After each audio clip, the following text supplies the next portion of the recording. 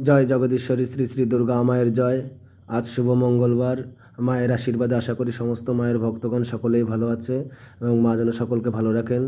তো এই যে সকালবেলা উঠে আমি স্নান সেরে মায়ের মন্দিরে চলে এসেছি। তো মায়ের মন্দিরে এসে মায়ের মন্দিরটাকে আজকে আমি পুছে নিচ্ছি। এখন দেখো আজকে সারাদিনে অনেকটাই কাজ আছে, একটু দেরি হবে আজকে মায়ের মন্দিরে পুজো দিতে, কারণ একটু আমি এক জায়গায় যাব, সেখান থেকে কিছু কেনাকাটা আছে, কেনাকাটা করে এসে তারপর মায়ের পুজোটা করব। কারণ যদি সকাল সকাল সেখানে না যায় একটা ভিড় পড়ে যাবে, যার জন্য একটু সকাল সকাল যেতে হবে। তো সেই জন্য মায়ের মন্দিরটা পুছে কিছুটা ফুল তুলে মায়ের বাসন কোসনগুলো ধুয়ে রেখে যাবো আর কি, পরে এসে পুজো দেবো। তো দেখো মায়ের ভেতরে মন্দিরটা আমি কয়েকদিন মন্দিরে আসতে পারিনি, কারণ দুর্গা পুজো গেল, কালী পুজো গেল। তো যার জন্য আমি বিভিন্ন জায়গায় পুজো করতে গেছিলাম, কালী পুজো করেছি, দুর্গা পুজো করলাম, তারপর লক্ষ্মী পুজো করেছি। প্রত্যেকটা পুজো করতে করতে বা সেই কদিন আমি মন্দিরে আসতে পারিনি। এই কদিন মা আমার যিনি জন্মদাত্রী মা, তিনি মায়ের সেবা পূজা করেছেন। তো অনেকটা দিন পর আজকে আবার সবার সঙ্গে দেখা হচ্ছে, আজকে অনেকটা দিন পর। তো মায়ের মন্দিরে দেখো ভেতরটা পুছে নিচ্ছি, পুছে নেওয়ার পরে বাইরেটা পুছে নিচ্ছি। তো অনেকটাই নোংরা পড়েছে। আর কি বলবো তোমাদের, আমাদের এখানটা কিছু কিছু কুকুর আছে, এরা রাত্রেবেলা এসে সব মন্দিরে শুয়ে থাকে, যার জন্য নোংরাটারও বেশি হয়। যদিও প্রত্যেক দিন মায়ের মন্দির পোছা হয়, কিন্তু তথাপি একটা কেমন কেমন লাগে রাত্রেবেলা যখন ঘুমিয়ে পড়ি আমরা, তখন ওরা আসে। এবার ধরো বৃষ্টি হচ্ছে, সেই বৃষ্টির ভেতরে তো তাদের তাড়িয়েও দিতে পারি না, কারণ সমস্ত জীবের ভিতরে ঈশ্বর বিদ্যমান। তো সমস্ত জীবের ভিতরে যদি ভগবান থাকেন, তাহলে অবশ্যই কুকুরের ভেতরে ভগবান আছেন। এবং যদিও ভগবান না থাকে, তবুও তো সে একটা জীব। এবার জীবটা যদি বৃষ্টির ভিতরে ভিজতে থাকে, বা দুদিন বৃষ্টি হলো, সে বৃষ্টির ভিতরে সেটা মন্দিরে উঠে থাকে, তো কী করবো বলো, তখন তো কিছু করার নেই। যার জন্য মন্দিরটা আমি দেখো আবার পুনরায় পরিষ্কার করে নিই। এবার মায়ের ফুল তুলতে চলে এসেছি।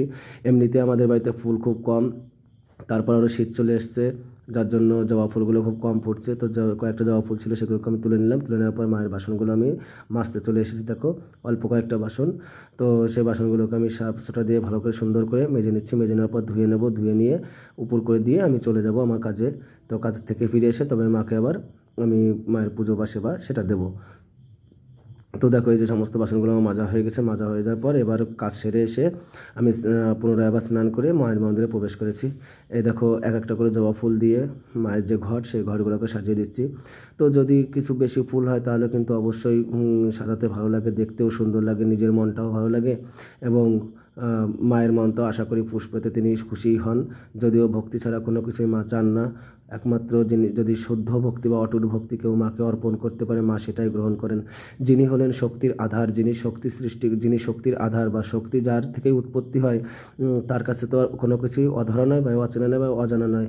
তিনি কোনো কিছুই চান না আমাদের থেকে। সামান্য না হয় আমরা একটু বাতাসা দেবো, জল দেবো, বা একটু মিষ্টি দেবো, একটু কিছু ফল দেবো, এছাড়া তো আমাদের দেওয়ার ক্ষমতা নেই।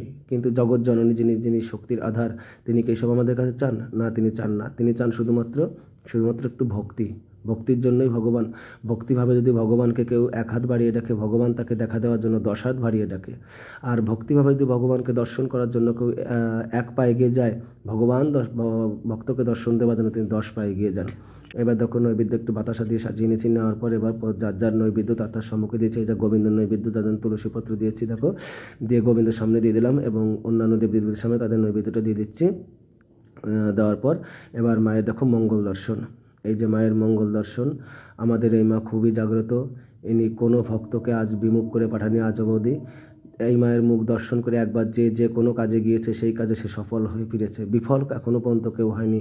এবং মা ভক্ত মনোবাঞ্ছা পূর্ণ করে। একবার যদি মায়ের কাছে কেউ মন খুলে প্রাণ দিয়ে যদি কোনো কিছু চায়, মা অবশ্যই তাকে তার মনোবাঞ্ছা পূর্ণ করেন। এখনও অবধি মা কাউকে বিফলে পাঠাননি। এবার দেখো মায়ের আরতি করছি, পুজো সেরে নিয়েছে, সেরে নেওয়ার পরে এবং আরতি করছি। প্রথমে ধূপ আরতি করতে হয়, যার জন্য ধূপ আরতিটা করে নিলাম। এবার মায়ের দীপ আরতি করছি। প্রথমে গোবিন্দকে আরতি করে নেওয়ার পর এবার মায়ের আরতি করে সপরিবারে সবাইকে আরতি করে নেব। তো দেখো এই যে সপরিবারে সবাইকে আরতি করে নিচ্ছি। আরতি করে নেওয়ার পর যদিও মাকে পুজো করার জন্য যেটুকুনি ভক্তির প্রয়োজন, সেই ভক্তিটুকু আমার ভেতরে নেই। তো এই যে কাসর বাজিয়ে নিলাম, এবার শঙ্খটা বাজিয়ে নিচ্ছি। পরবর্তীতে দেখাবো অন্য একটু ভিডিও নয়। বাই।